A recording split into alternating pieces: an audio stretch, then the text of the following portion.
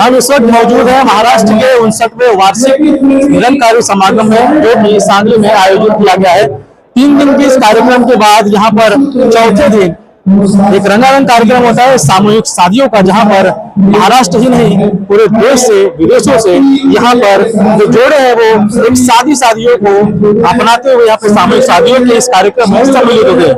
सदगुरु माता सदीक्षा जी महाराज के पावन सानिध्य में यहाँ पर ये कार्यक्रम होता है। मैं चाहूंगा आपको एक नजारा दिखाना, क्योंकि जो स्वर्गीय नजारा यहाँ पर कई जोड़े हैं, कई दंपतियां हैं, कई नए 9 जोड़े हैं जो अपने इस विवाह के पवित्र बंधन में बनने जा रहे हैं। हम कुछ जोड़ों से बात भी करना चाहेंगे, क्योंकि यहाँ पर जो समानता की बातें हैं, जो विशालता की बातें हैं, वो यहाँ पर कहीं ना कहीं प्रचलित है।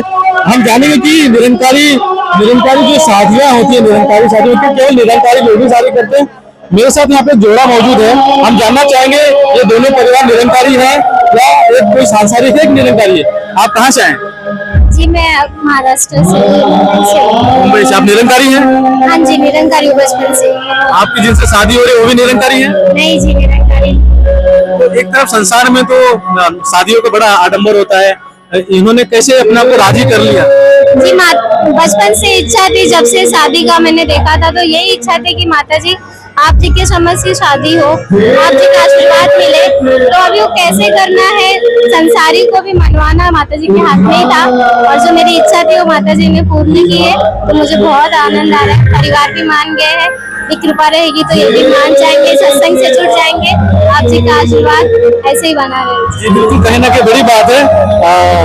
भाई साहब निरंकारी नहीं है, फिर भी उन्होंने एक्सेप्ट किया, स्वयं सदगुरु के सामने शादी करने जा रहे हैं। क्या ऐसा लगा था कि शादी होगी? नहीं, ऐसा कुछ कभी सोचा नहीं था, बट प्यार था तो सब कुछ करना पड़ता है। बाहर शादियों में बड़ी बड़ी बातें होती हैं, दहेज की बातें होती हैं, रंगारंग शादियां होती है, कहीं ना कहीं कर्जा भी हो जाता है। एक शादियों में पाए हैं, परिवार कैसी मान गया? परिवार मतलब देखा है तो मैंने अपने माँ मतलब अपने बेटी की खुशी के लिए उन्होंने एक्सेप्ट किया। कैसा लग रहा है आपको यहाँ पे शादी में? बहुत अच्छा लग रहा है। एक परिवार जो है, 2 परिवार एक होने जा रहे हैं। मेरे साथ कुछ और जोड़े भी यहाँ मौजूद हैं, हम उनसे भी बात करते हैं यहाँ पर कि सर आप कहाँ से हैं? हम मुंबई से है। आप निरंकारी हैं? हाँ जी, निरंकारी हूँ। मैं खुद सेवा दल में हूँ। दोनों निरंकारी हैं? हाँ जी, दोनों निरंकारी। क्या आप महत्व बताना चाहेंगे? मैं तो खुद को बहुत भाग्यशाली समझता हूँ कि यहाँ पे हमें शादी करने का मौका मिला है। वैसे तो बाहर आज हम सभी लोग लाखों रुपया खर्चा करके शादी कर सकते थे, लेकिन ये सदगुरु की कृपा है कि सदगुरु ने दिया और ब्रह्म ज्ञान की वजह से हमें ये सादा शादियां करने का मौका मिला है। क्या संदेश देना चाहेंगे? क्या संदेश देना चाहेंगे? सदगुरु माता जी का क्या आदेश है? सदगुरु माता जी तो यही कहते हैं कि सादगी से शादी कीजिए। तो हम दोनों ने भी यही डिसाइड किया कि माता जी के सामने, राजपिता जी के सामने ही हम दोनों शादी करेंगे, और फैमिली वाले भी बहुत खुश होंगे ये डिसीजन। क्या बात है, कहीं ना कहीं सदगुरु की जो बातें हैं वो साक्षात्कार होते हुए नजर आ रही है। लोग सामूहिक शादियों में ज्यादा बिलीव कर रहे हैं। मेरे साथ कुछ और भी जोड़े हैं, मैं चाहते उनसे भी जानना चाहते कि क्या कहना चाहते हैं। आपका परिवार कहाँ से? पुणे। आप कहाँ से? शादियों में, सामूहिक शादियों में आए हैं, क्या लग रहा है सबको सामने? बहुत अच्छा। आपने पहले डिसाइड किया था?